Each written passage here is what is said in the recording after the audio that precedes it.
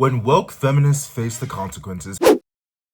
Hey guys, what's good? My name is Ricky. Welcome back to my channel. If you're new here, make sure you stay around a little bit longer to see what this is all about. I post daily vlogs, but now they're becoming weekly vlogs. But anyway, I digress. The title of this video is provocative, and I wanted to just put off the straight bat that I have no hatred towards women. I have definitely no hatred towards feminists. If you know what a feminist is, a feminist just wants equal opportunity amongst both sexes. However, I think that it would be remiss of me to not bring up the fact that because Kamala Harris lost and Donald Trump, well, I don't know if well, obviously, I'm not election denier, right? He did win the presidency. He did win the presidency. But I feel the general, phenomenon, the philosophical, perspective on the U.S. election is less so that Donald Trump won and more so that Kamala Harris lost. Now, she tied her entire campaign around reproductive rights, and I'm all for that, right? I don't think women should be forced to give birth if they don't want to, particularly in cases of rape, incest, what have you. But honestly, even if it is just someone who had a one-night stand and ended up getting pregnant and is just not able to provide or just doesn't want to have children, I don't think that women should be forced to deal with that reality. And I also think that children should not have to be born into this world if they're not going to be in a loving, caring family. I know there's always the opportunity, a lot of people say, adoption, and I'm like, there's already so many kids that need to be adopted. Anyhow, do we really need to be using that argument to justify putting a woman through 9+ months of not only physical pain, but emotional turmoil? So with all of that disclaimer done, I do need to point out how what I was feeling during this, well, I say election, it's been a year. It feels like that everyone's been campaigning, but I felt like, particularly when Kamala Harris tapped in after Joe Biden dropped out, I really felt, sorry guys, my jacket is on the zippers hitting the floor. I could put that right there. So I was feeling like I didn't have much to vote for, and I know I'm not the only one who felt that way.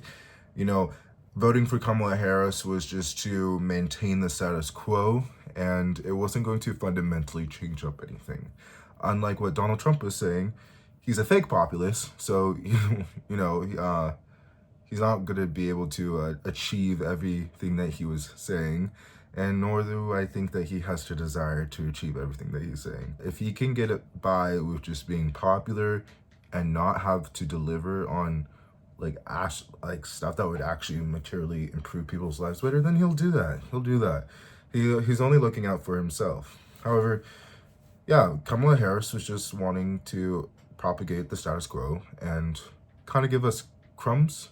She didn't want to make housing more affordable. She just wanted to give us $20,000 credit if your new family looking for a home. She didn't really want to really tie herself to progressive ideology, and she definitely was not concerning herself with the needs that men have. Now, I don't want to add into more of the gender divide discourse, but to be fair, that ship has sailed. We're headed towards some turbulent times, that's for sure.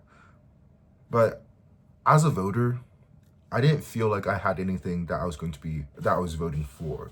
It was more stuff that I was voting just to protect, and just protect. And that's not inherently a bad reason to vote, but when I listened to her talking, I didn't feel like she was talking to me. I didn't feel like she cared to the same extent of the issues that were troubling me, to the same extent of the issues that are troubling women. Like, she gave a lot of lip service on very like nuanced issues, but I didn't feel like she was going to be an advocate for me, what I need, what men need. You know, men have been experiencing a mental health crisis. They've been experiencing a loneliness crisis, epidemic. They're no longer dutifully employed. You know, there's been vast changes in society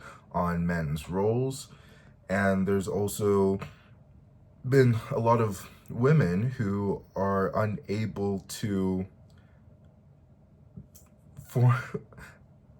there's a lot of women who are unable to look at their own role in propagating this toxic reality of having these somewhat draconian but also just generally traditional gender roles, where they want to have a man who's open-minded, compassionate, loving, but they also want a man to possess all these toxic traits. But then they also want to be like, oh, I'm a victim, you know? And then when they actually are indifferent to their alleged victim, just generally speaking, then they get all like, oh my gosh, men are oppressing us. And yes, systematically, men do oppress women. Not all men. Men in power, rich men, particularly rich white men, are the main culprits of that. But as someone who was born in 99, I grew up my entire life hearing from adults and hearing from my peers this just never-ending cycle of how horrible men are bad, men are this, you know. And then when you try, anecdotally speaking, when you try, you know, doing what they want, trying to be that soft, approachable person, trying to be open, generally speaking, it's not received very well, and it's actually can be seen as a detriment. I say this because there are so many women I know who are with men that they should not be with, but they like that bit of a toxicity. They find it attractive. And so when woke feminists or like perceived feminists, I think a lot of these problematic people who declare themselves feminists, or whatever I'd like to say, white feminists, which completely ignore the struggles and differences that women of color face in terms of the suffrage movement.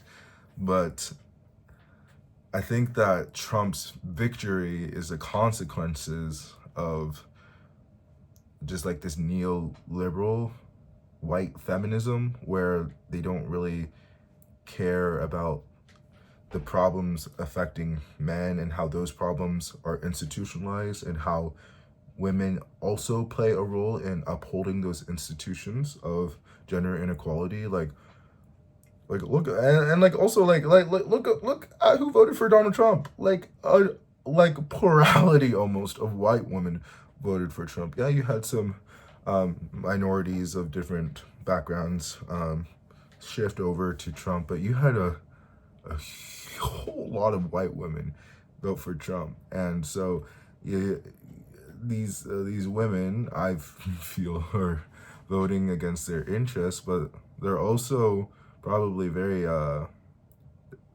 self-hating. They probably don't like being women either, if I'm being honest. But we need to find a place where we can get to a discourse where we can talk about how men and women inherently are equal, but we need to enact social change through laws, legislation, to bring equity amongst them. You know, you can't have your cake and eat it too. You can't have people and systems telling young boys and men that they need to provide, that they need to be strong, that they need to be stoic, that they need to never ask for help, and that any bad thing that happens to them, they just need to toughen it out. And we also can't tell women that they can do everything, and every little microaggression towards, or perceived microaggression towards them, is just inherently a problem of the manosphere. Like, us diverging from one another is not going to close the gender divide gap at all. It's just going to inflame things more. We need people on both sides to be like upfront and honest about, you know, the shortcomings in which our society expects women to behave and be, and also the shortcomings that we expect boys and men to behave. So these next 4 years are going to be very tumultuous. We're going to see a lot of just shit, a lot of horrible stuff. Women's rights are going to be rolled back, and again, I don't want to like solely be inflammatory and say that this is all feminist fault, but I definitely believe that Kamala Harris did not run a good enough campaign, and focusing merely on women's issues and not other, you know, the other half of the country's issues as well, was kind of the final nail in the coffin for her. And it's going to take a lot of work. Hopefully in 2 years during the US midterms, the Democrats, if they deserve it, win back the House and Senate. But otherwise, yeah, we're going to see a lot of people's rights, not just women's rights, but people of color, you know, queer rights, all of them rolled back. Rights for immigrants, like Trump wants to do mass deportation. It's horrible, and the Democrats have just been a very ineffective party. They've forgotten the working class, and they've like fall into the bait that the Republicans set for them each and every time. They entertain these culture war issues when they need to be like, point of order, like, actually, you guys are fucking batshit crazy. And did you know that Speaker Mike Johnson think that he's the reincarnation of Moses?